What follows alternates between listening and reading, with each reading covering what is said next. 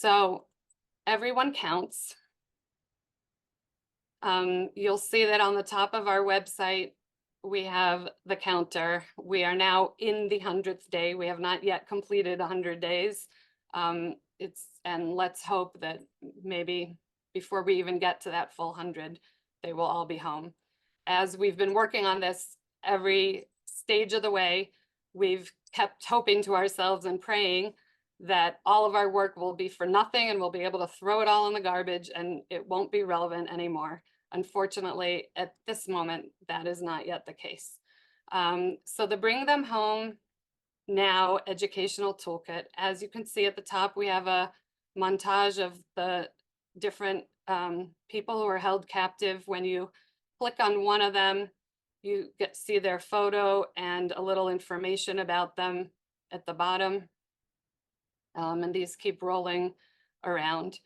And the basic idea of our website is that there are many ways educationally to approach this question, this imperative of freeing the captives, freeing the hostages, Pidyon Shvuim.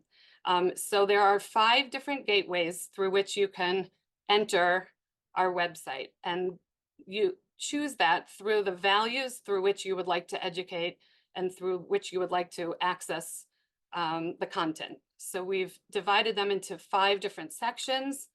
The first is freedom and justice. The second is human dignity and compassion.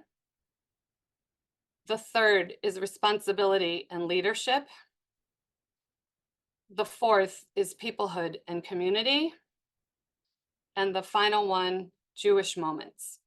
You will see that some of these, like freedom and justice, are completely universal, human dignity and compassion.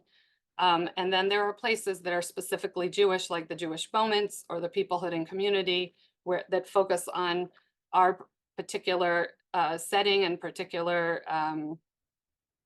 values and traditions and interactions.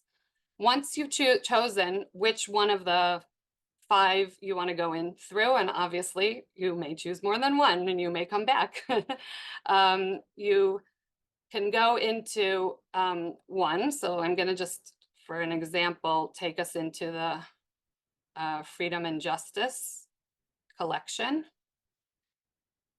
And once you're in here, you have another menu of a few different units. Each one of these represents a unit, a lesson plan, a resource, depending on the word you want to use, but each one is a session through which you could explore the content, an educational session, and they're written and designed for the facilitator, for you, the educator.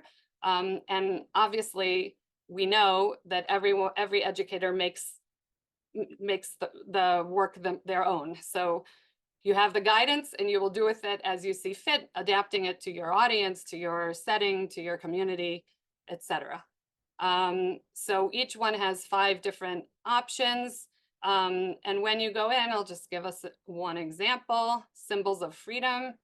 When you go inside, you get a page like this, which is our symbols of freedom, tie a yellow ribbon unit.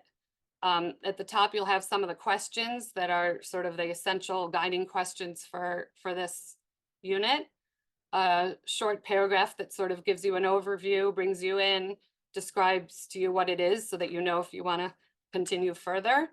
And then note here, you have tags for different ages and audiences that this unit is appropriate for. I'll also point out that at any given point, let's say you're going through and you're not sure yet what you want to do, you can click on add to your take action favorites.